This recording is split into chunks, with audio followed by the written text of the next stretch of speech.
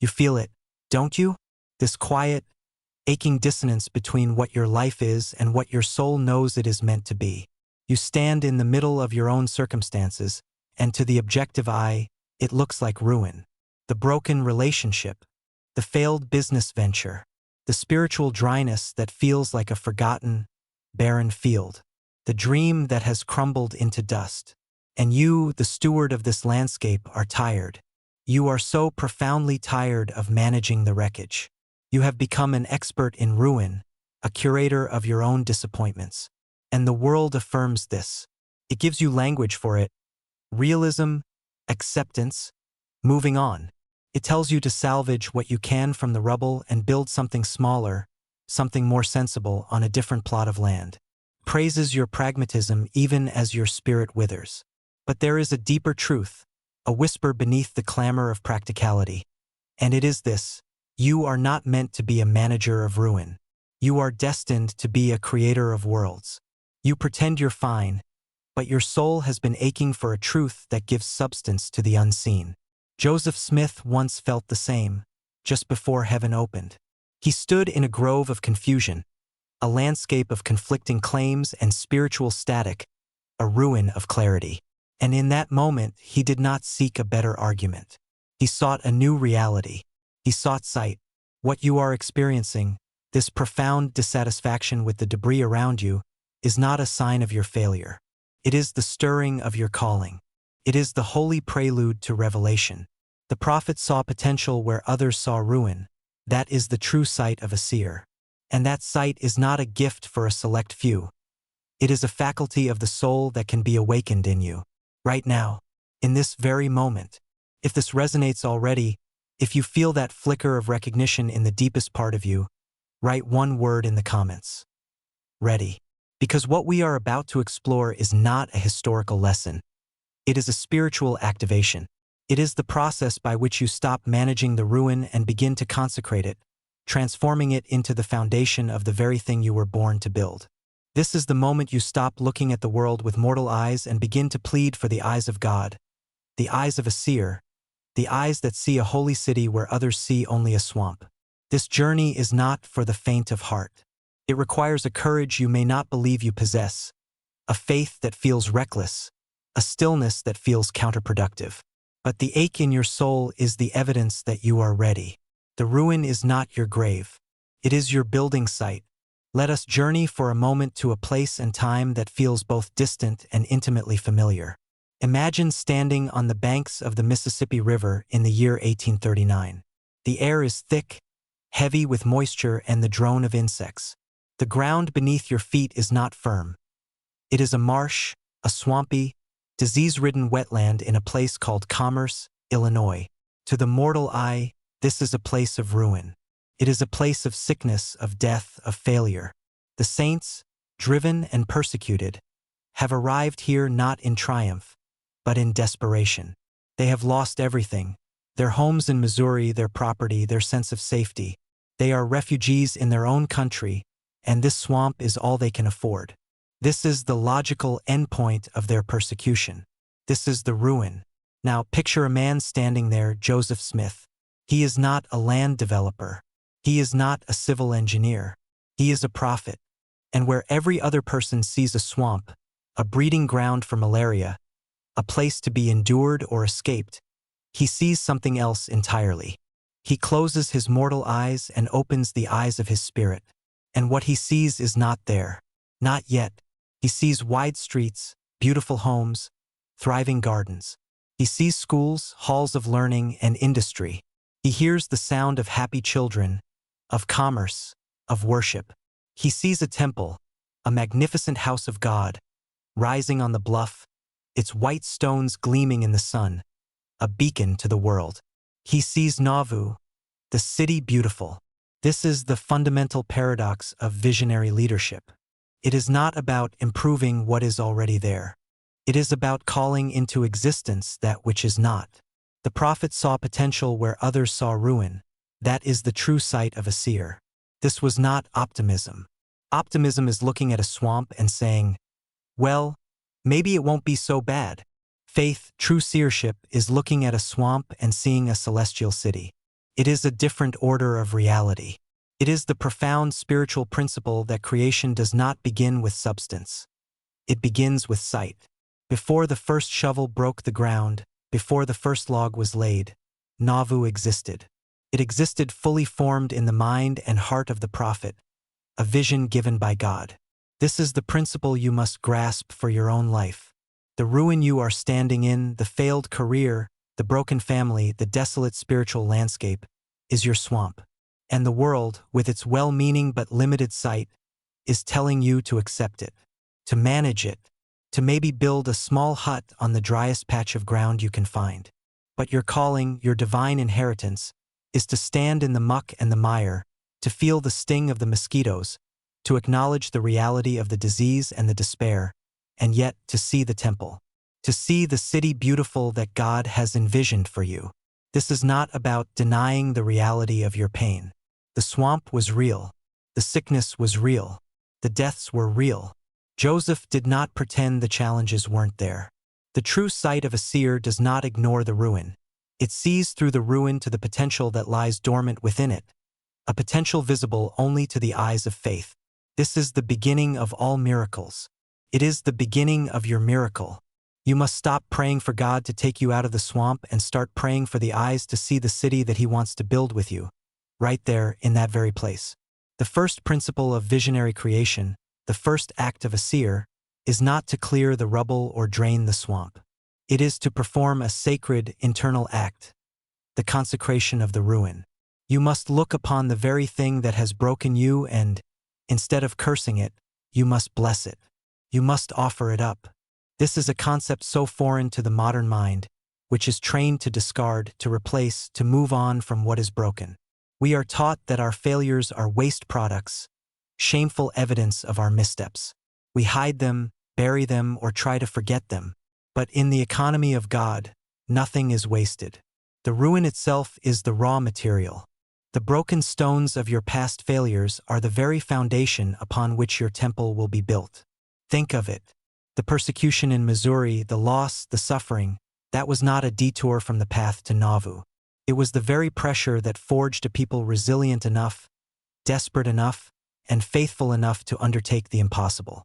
The ruin was the prerequisite. Joseph did not arrive in commerce and lament. If only we hadn't been driven from Missouri, imagine what we could build. No. The seer's sight understands that the journey through the wilderness consecrates the promised land. The pain carves out the capacity for joy. The loss creates the space for the miracle. So how do you do this? How do you consecrate your ruin? It begins with a shift in your prayer.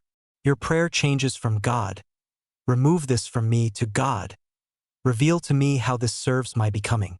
You stop seeing your past as a liability and begin to see it as your unique qualification. The years you spent in that dead-end job, they taught you a patience you will need to lay the foundation of your true calling.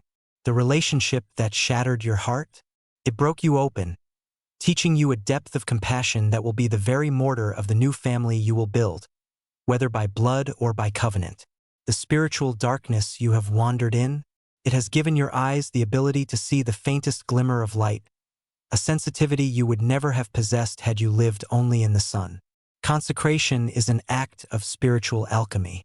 It is taking the lead of your pain and, through faith, beginning the process of turning it into the gold of your purpose. You do this by speaking a new language over your life. You stop calling it my failure and start calling it my training. You stop referring to it as my wound and start seeing it as my initiation. You stand in the swamp of your present circumstances and you declare, "This place is holy ground. This difficulty is my tutor. This heartbreak is my crucible." This is not a mental trick. It is a profound spiritual transaction. You are offering your brokenness to God, not for removal, but for transformation. You are saying, "I give you this rubble. I give you these shards. I give you this swampy, disease-ridden land of my life. And I trust that you, the master builder, can use every last piece of it." The moment you do this, the energy shifts. The ruin ceases to be a monument to your past and becomes a quarry for your future. The weight of it is lifted, not because it disappears, but because it is infused with purpose. This is the faith that precedes the miracle. It is the belief that the end of one story is the consecrated beginning of a far grander one. This is the sight of the seer, to look at a pile of rubble and not see an ending, but to see a disassembled temple, waiting for the hands of a consecrated builder. Your ruin is not random. It has been permitted. It has been measured. And it is the precise size and shape needed to build the glorious thing God has in store for you. Do not despise it. Do not run from it. Stand your ground. Lift your hands over it. And with all the faith you can muster, declare it sacred. Declare it consecrated. Declare it the beginning. The second principle of the seer's sight flows directly from the first. Once the ruin has been consecrated, you must enter a period of profound creative silence. While the world is shouting opinions, offering advice, and analyzing the disaster, the visionary must retreat. You must become quiet enough to hear the blueprint of the city being whispered into your soul. This is perhaps the most counterintuitive act for a leader, for anyone in a state of crisis. Our instinct is to act, to strategize, to consult, to do something. The pressure to appear competent and in control is immense. But the true seer knows that the most powerful action in the beginning is inaction. It is a deep and intentional listening. Imagine Joseph in that swamp. After consecrating the ground with a new vision, what comes next is not a flurry of committee meetings and strategic plans. What comes next is the quiet communion. It is the walking of the land, not with the eyes of a surveyor, but with the heart of a supplicant. It is the moments alone, under the trees, away from the chorus of despair, listening. Listening for the layout of the streets. Listening for the placement of the temple. Listening for the name of the city itself, Nauvoo. The world mistakes this silence for weakness or indecision. The people around you, mired in the ruin, will grow impatient. They will say, "What are we doing? We are dying here. We need a plan." They will bring you their fear, their logic, their very reasonable and compelling arguments for why the swamp is just a swamp. And in the face of this, the seer must hold the silence. You must protect your connection to the unseen source of the vision. This is a sacred trust. To speak too early, to act too soon, is to build with the rubble of old thinking rather than the divine blueprint of the new creation. In your own life, this means you must carve out a space of radical stillness. It means turning off the noise of the world, the news, the social media, the endless stream of expert opinions on how you should fix your life. It even means quieting the well-meaning voices of loved ones who, with the best of intentions, can only see the swamp. They love you, but they cannot see what has been shown to you. Your vision is your stewardship, and it is born in the quiet sanctuary of your own connection with God. This silence is not empty. It is pregnant with information. It is in this stillness that the how begins to unfold, not all at once, but line upon line, precept upon precept. You don't receive the entire architectural drawing in one download. You receive the next step. Lay a stone here. Drain this small section. Speak to that person. It is a gentle, unfolding revelation that can only be heard when the cacophony of your own fear and the world's doubt has been stilled. This period of listening is also a test. It is a test of your faith in the vision itself. Can you hold the image of the city in your mind's eye when there is no external evidence to support it? Can you trust the whisper you heard in the light when you are surrounded by darkness? This is the lonely work of the visionary. Before you can gather the believers, you must first believe, truly believe, in the solitude of your own soul. You must let the vision take root so deeply within you that it becomes more real than the ruin you are standing in. You are building from the inside out. The city must first be built within your heart, block by block, street by street, in the sacred silence of communion with the divine architect. Only then can it begin to manifest in the world. So, if you are in the ruin, resist the urge to panic and start doing. Be still. Retreat. Listen. Let the world call you foolish or passive. Your silence is not emptiness. It is the womb of creation. It is the holy ground where God reveals the plans for your city beautiful.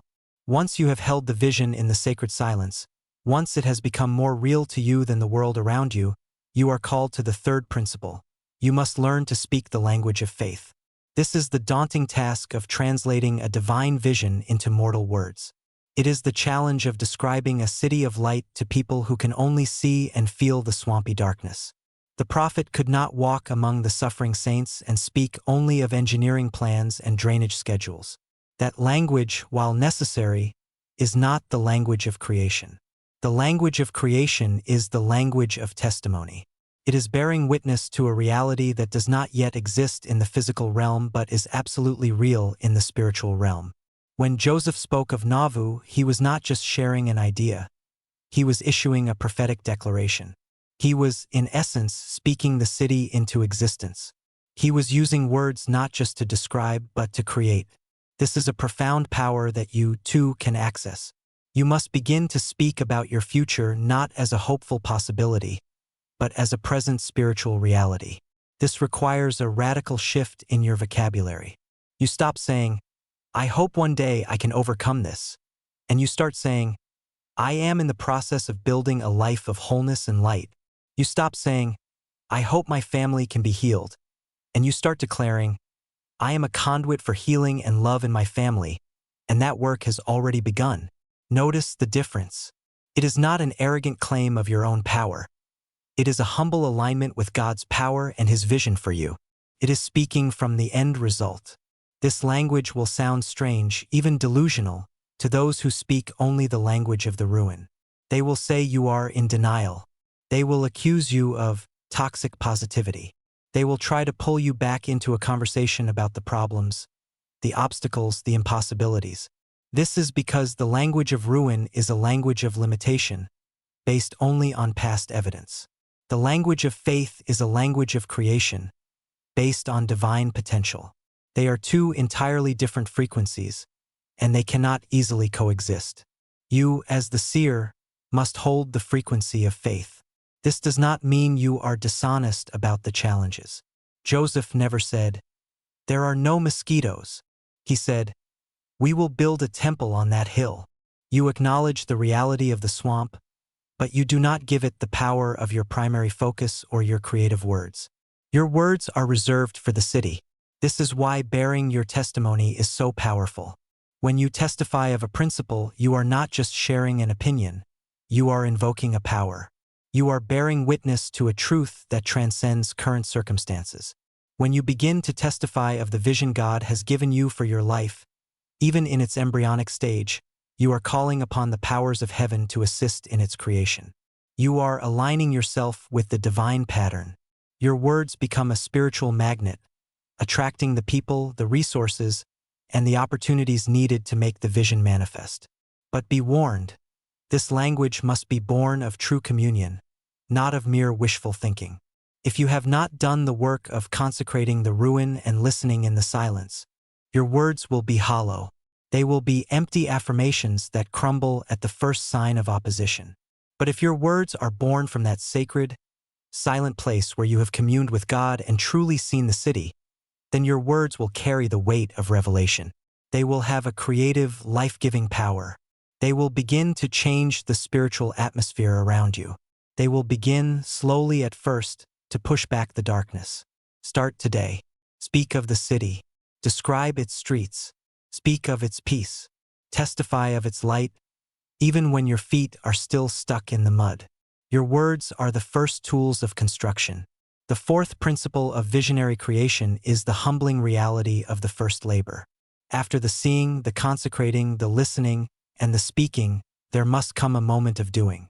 But this first act of faith is rarely grand or glorious. It is almost always small, mundane, and seemingly insignificant. It is the draining of the first square foot of swamp. It is the laying of the first stone that seems to sink immediately into the mud. It is the act that, to an outside observer, looks utterly foolish and futile. The world expects a visionary to start with a dramatic, sweeping gesture. But God's pattern is almost always line upon line, precept upon precept. The creation of a world, or a city, or a new life begins with a single, obedient step that makes almost no visible difference. Think of the immense, overwhelming task of draining a swamp and building a city. Where does one even begin? The vision is so large, and the physical reality so daunting. The temptation is to become paralyzed by the sheer scale of it all.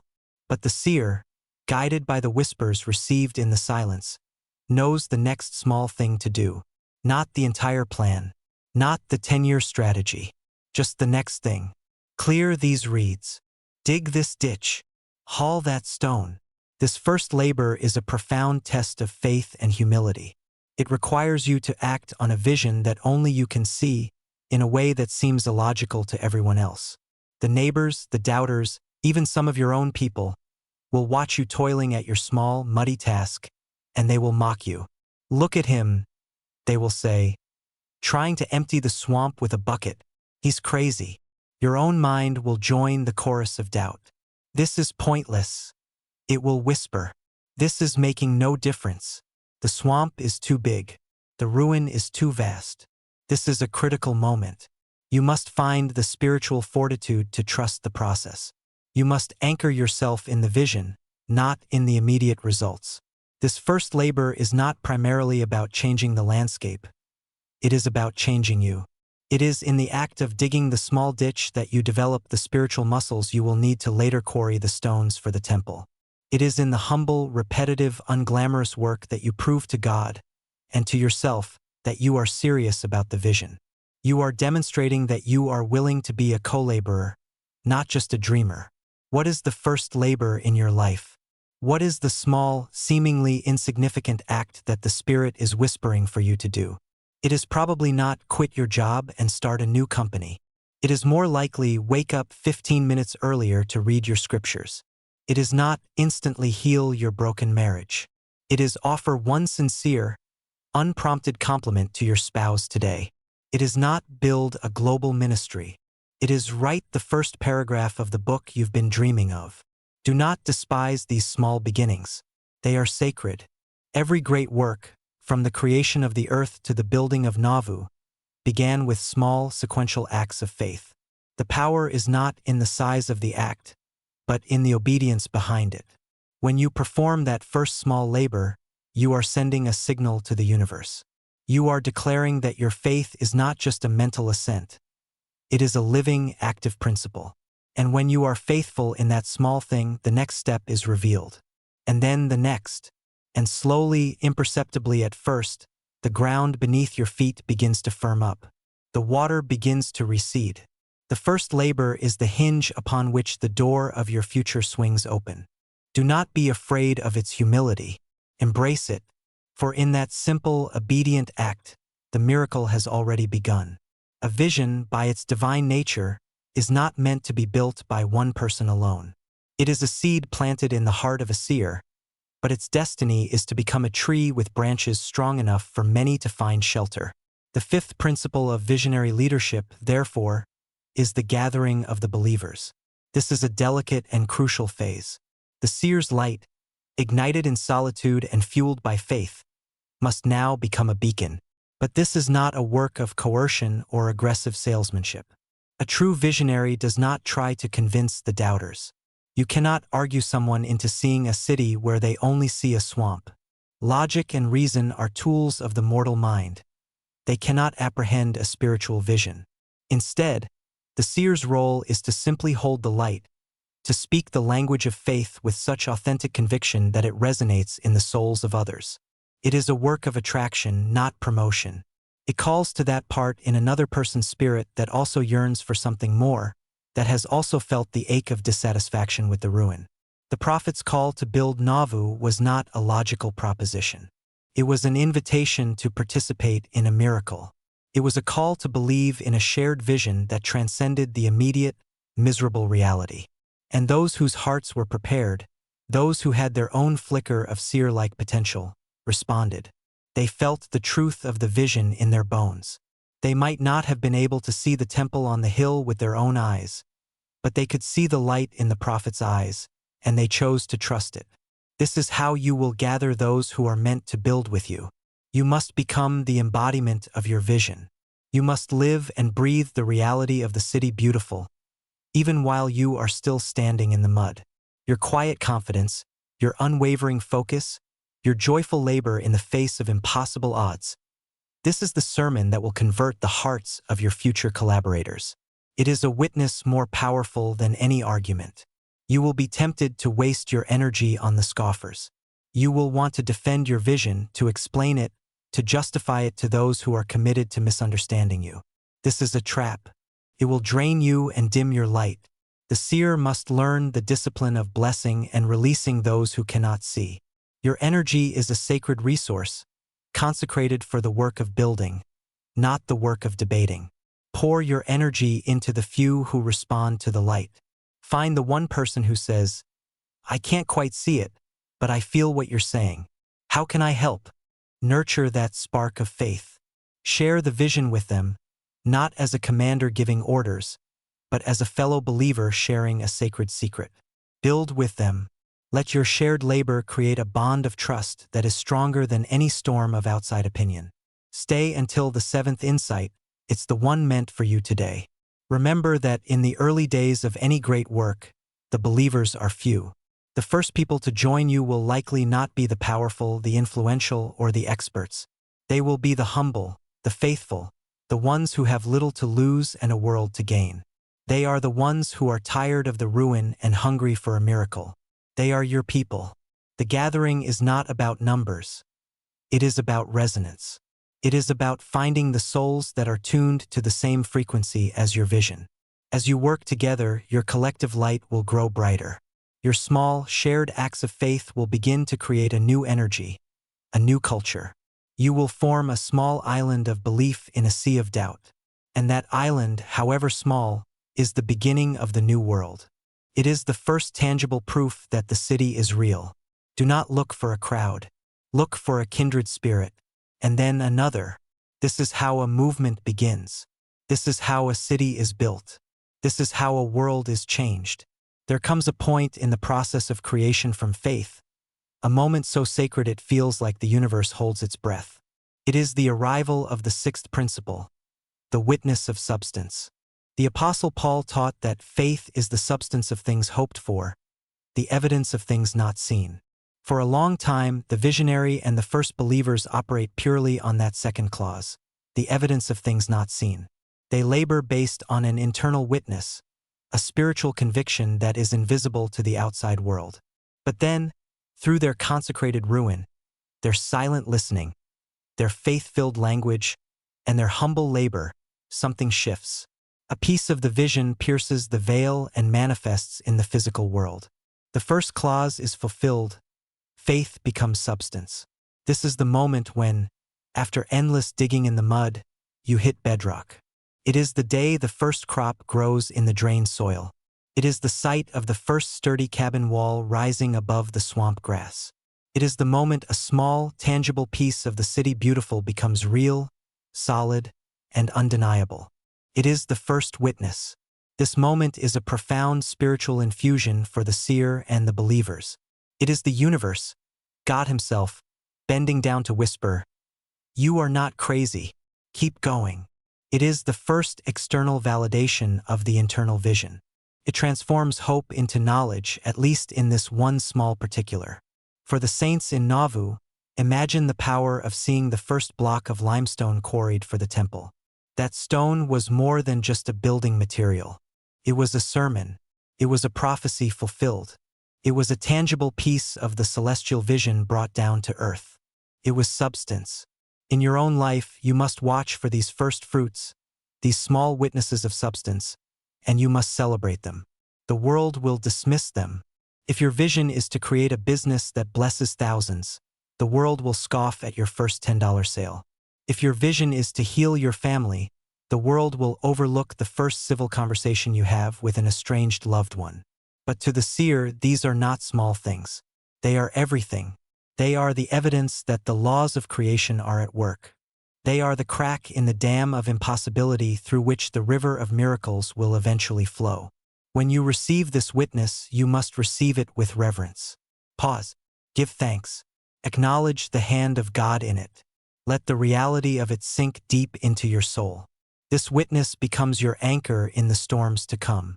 When your faith wavers, when the work becomes hard, when the doubters grow loud again, you can return to this moment.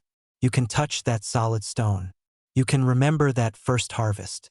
You can cling to the substance and say, I know what I saw. I know what I felt. The vision is real.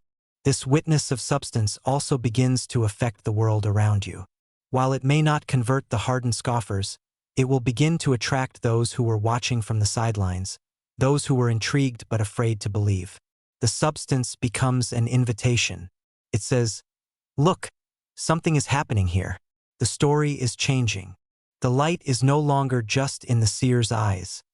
It is beginning to emanate from the work itself. Do not rush past this stage. Do not be so focused on the finished temple that you fail to honor the first stone. That first stone contains the DNA of the entire finished building. It is the promise and the down payment. It is God's signature on the blueprint of your life. Cherish it. Build upon it. For it is the substance of things hoped for, the beginning of the tangible evidence of all that you have, until now only seen with the eyes of faith. Just as the first witness of substance brings a wave of confirmation and joy, it also inevitably ushers in the seventh, and perhaps most challenging principle, enduring the opposition. It is a strange and painful paradox that the moment your vision begins to prove itself real is the very moment the fiercest opposition will arise. As long as you were just a dreamer talking about a city in a swamp, you were merely foolish, an object of pity or scorn. But the moment you lay the first stone of the temple, the moment the vision becomes substance, you become a threat. You are a threat to the inertia of the ruin. You are a threat to those who are comfortable with the swamp, to those who have built their identity and power structure on the foundation of what is, not what could be. The ruin has a spirit. It is the spirit of entropy, of decay, of limitation. It does not give up its territory without a fight. And when it sees a city of light rising in its midst, it will marshal all its forces to tear it down.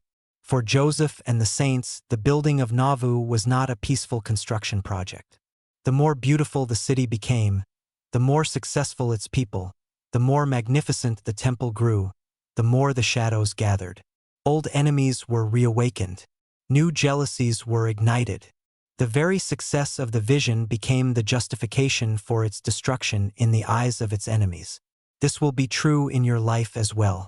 The moment your business starts to succeed, you will attract critics and competitors. The moment your family begins to heal, old dysfunctions and outside influences will try to reassert their control. The moment your spirit begins to shine with the light of your true calling, you will make people uncomfortable, and some will try to extinguish that light. This opposition is not a sign that you have done something wrong.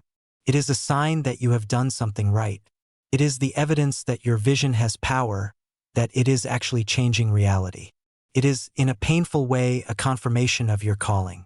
To endure this opposition requires a different kind of strength than the one needed to start. The faith to begin is a faith of hope and excitement. The faith to endure is a faith forged in fire, a faith of grit and long-suffering. It requires you to hold the vision steady when the storms of criticism and attack are raging against you. It requires you to keep laying stones while arrows are flying past your head. How do you do this? First, you must not internalize the opposition. You must understand that it is not truly about you. It is about the light you carry and the change you represent.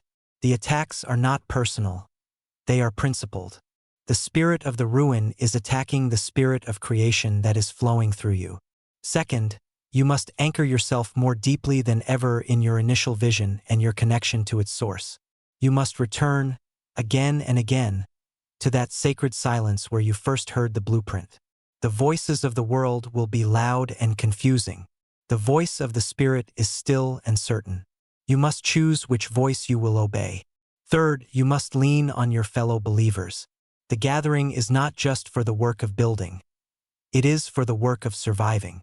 You must lock arms with those who share the vision. You must bear one another's burdens, defend one another, and remind one another of the city you are building together when the smoke of battle clouds your sight. Enduring opposition is the Gethsemane of visionary leadership.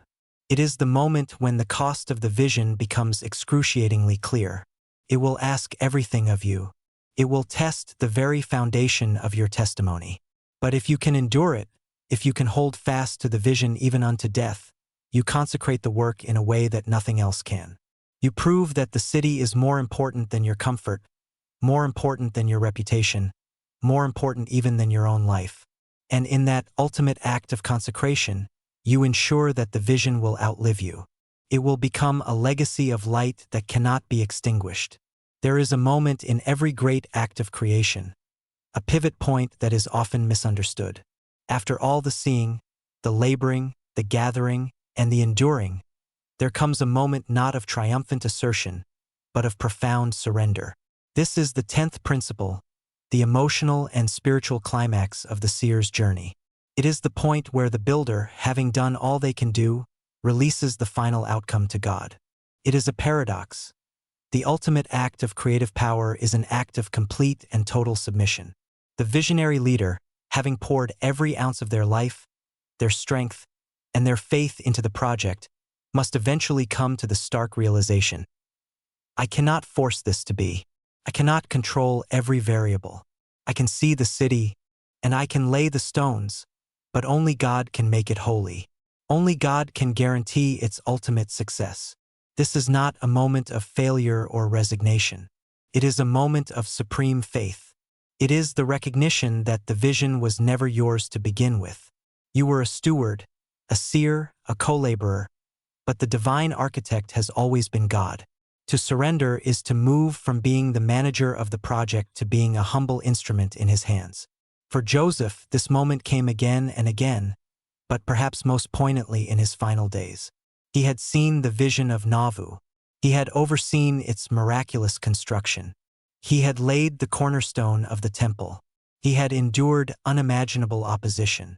And in the end, he had to trust. He had to trust that the work was God's and that it would roll forth with or without him. His martyrdom was not the end of the vision.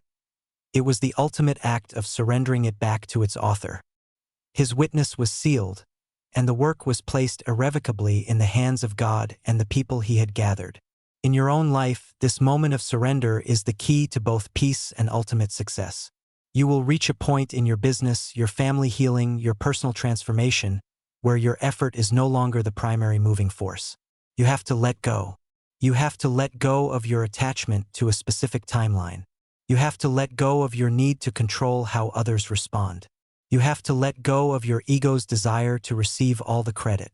You plant the seed, you water it, you protect it, but you cannot force it to grow. The growth, the increase, comes from God. This surrender is terrifying because it feels like giving up. But it is not giving up. It is giving over. It is a transfer of the burden from your weary shoulders to His, which are infinite. The moment you truly let go, a new power flows into the project.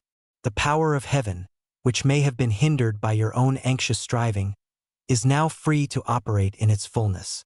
Miracles that your own effort could never produce begin to happen. The right people show up at the right time. Unexpected resources appear. The hearts of your opponents are softened, or their efforts are frustrated. By releasing control, you allow a higher, more perfect control to take over. This is the moment when you look at the city you have labored to build, still incomplete, still vulnerable, and you say with all your heart, "Thy will be done." You offer the entire project, the successes, the failures, the hopes, the fears, back onto the altar of consecration where it all began. And in that moment of surrender, you are filled with a peace that passes all understanding. The frantic energy of the builder is replaced by the quiet confidence of the witness. You have done your part. You have seen the vision and been true to it.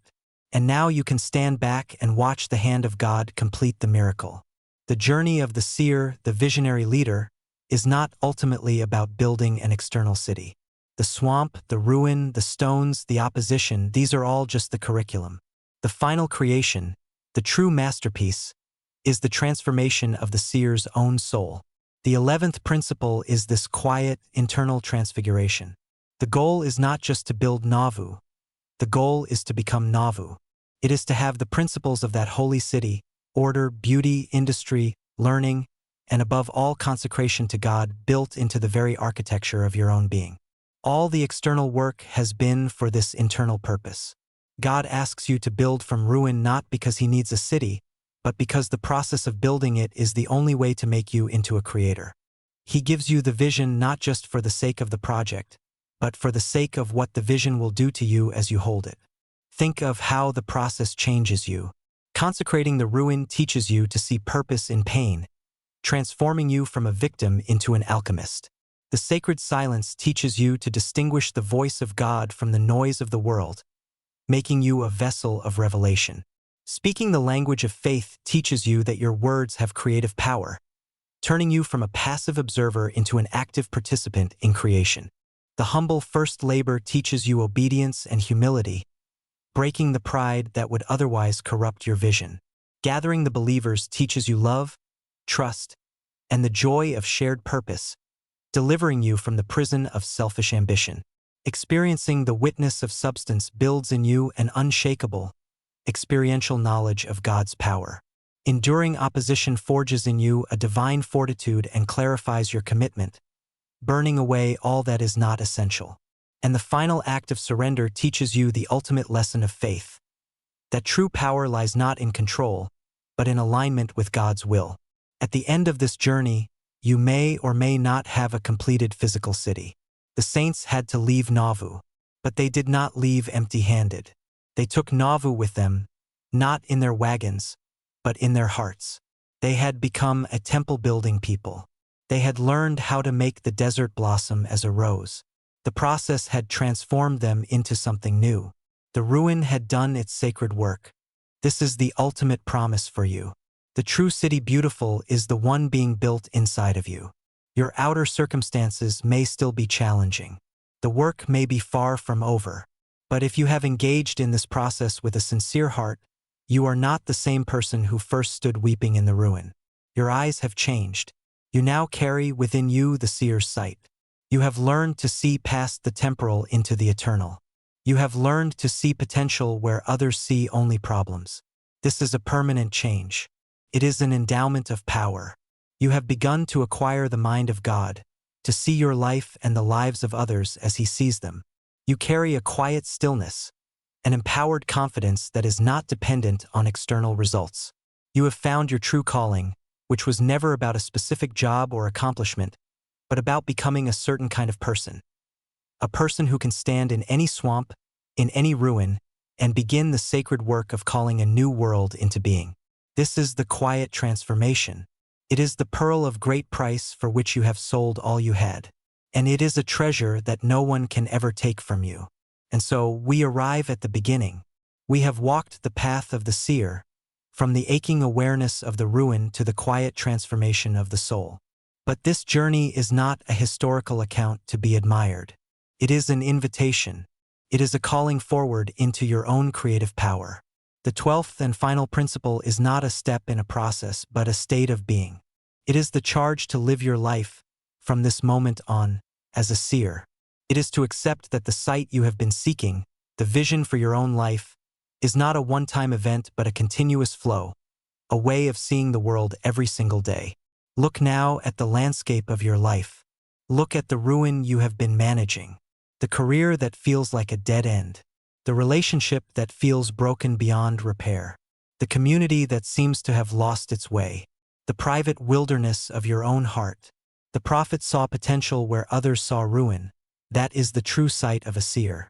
And that sight is now being offered to you. You are being called to stand in your own personal commerce, Illinois, on the swampy banks of your own disappointments, and to stop calling it a ruin. You are being called to see it as a holy building site, consecrated by your own tears and consecrated now by your faith.